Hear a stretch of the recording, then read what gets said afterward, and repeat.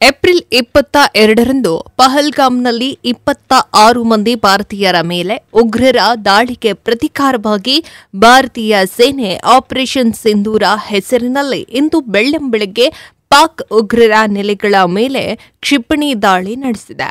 ಪಾಕ್ ಭಯೋತ್ಪಾದಕರ 9 ನೆಲೆಗಳನ್ನು ಧ್ವಂಸಗೊಳಿಸುವ ಮೂಲಕ ಭಾರತೀಯ ಹೆಣ್ಣು ಮಕ್ಕಳ ಕುಂಕುಮ ಅಳಿಸಿದ ಪಾಕಿಸ್ತಾನಕ್ಕೆ ಪಾಠವನ್ನ ಕಲಿಸಿದೆ. ಇನ್ನು ಪಾಕ್ ಭಯೋತ್ಪಾದಕರ 9 ನೆಲೆಗಳನ್ನು ಧ್ವಂಸಗೊಳಿಸಿದ್ದು ಭಾರತ ಪ್ರತಿಕಾರವನ್ನ ತೀರಿಸಿಕೊಂಡ ಹಿನ್ನೆಲೆ ಸೋಷಿಯಲ್ ಮೀಡಿಯಾದಲ್ಲಿ ಸಂಭ್ರಮಿಸಲಾಗ್ತಾ ಇದೆ. ಆದರೆ ಈ ಹೊತ್ತಿನಲ್ಲೇ ಟ್ವೀಟ್ ಮಾಡುವ ಮೂಲಕ ಶಾಂತಿ ಮಂತ್ರ ಜಪಿಸಿದ ಕರ್ನಾಟಕ ಕಾಂಗ್ರೆಸ್ ಅನ್ನ ಜನರು ತೀವ್ರವಾಗಿ ತರಾಟೆಗೆ ತೆಗೆದುಕೊಂಡಿದ್ದಾರೆ. ದೇಶವೇ ಸಂಭ್ರಮಿಸುವ ಹೊತ್ತಿನಲ್ಲಿ ಕಾಂಗ್ರೆಸ್ ಮಾಡಿರುವ ಟ್ವೀಟ್ಗೆ ತೀವ್ರ ಆಕ್ರೋಶವಾದ ಬೆನ್ನಲ್ಲೇ ಇದೀಗ ಕಾಂಗ್ರೆಸ್ ಟ್ವೀಟ್ ಅನ್ನ ಡಿಲೀಟ್ ಮಾಡಿದೆ. ಆಪರೇಷನ್ ಸಿಂಧೂರ್ ಮೂಲಕ ಉಗ್ರರ ವಿರುದ್ಧ ಭಾರತೀಯ ಸೇನೆ ಪ್ರತಿಕಾರ ತೀರಿಸಿಕೊಂಡಿದ್ದಕ್ಕೆ ರಾಜಕೀಯ ನಾಯಕರುಗಳು ಹಾಗೂ ಸಾಮಾಜಿಕ ಜಾಲತಾಣಗಳಲ್ಲಿ ಸಂಭ್ರಮಾಚರಣೆ ಮುಗಿಲು ಮುಟ್ಟಿದೆ.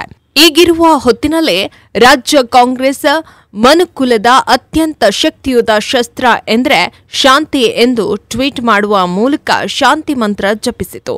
ಕಾಂಗ್ರೆಸ್ನ ಈ ಟ್ವೀಟ್ನಿಂದಾಗಿ ಜನರು ತೀವ್ರವಾದ ಆಕ್ರೋಶವನ್ನ ವ್ಯಕ್ತಪಡಿಸಿದ್ದು ಕರ್ನಾಟಕ ಕಾಂಗ್ರೆಸ್ನ ತರಾಟೆಗೆ ತೆಗೆದುಕೊಂಡಿದ್ದಾರೆ. ಈ ಬೆನ್ನಲ್ಲೇ ಕಾಂಗ್ರೆಸ್ನ ಆ ಟ್ವೀಟ್ ಡಿಲೀಟ್ ಮಾಡಿದೆ. ಭಯೋತ್ಪಾದಕರು ಕಾಶ್ಮೀರದಲ್ಲಿ ಪ್ರವಾಸಿಗರ ಮೇಲೆ ಎಸಗಿದ ಹೇಡಿತನದ ಪೈಶಾಚಿಕ ಕೃತ್ಯಕ್ಕೆ ನಮ್ಮ ಹೆಮ್ಮೆಯ ಭಾರತೀಯ ಸೇನೆ ತಕ್ಕ ಪ್ರತ್ಯುತ್ತರವನ್ನ ನೀಡಿದೆ. ಭಯೋತ್ಪಾದನೆಯ ಭಾರತೀಯ ಸೇನೆ ಪರಾಕ್ರಮ, ಶೌರ್ಯ, ನಿಖರತೆ ಶ್ಲಾಘನೀಯ.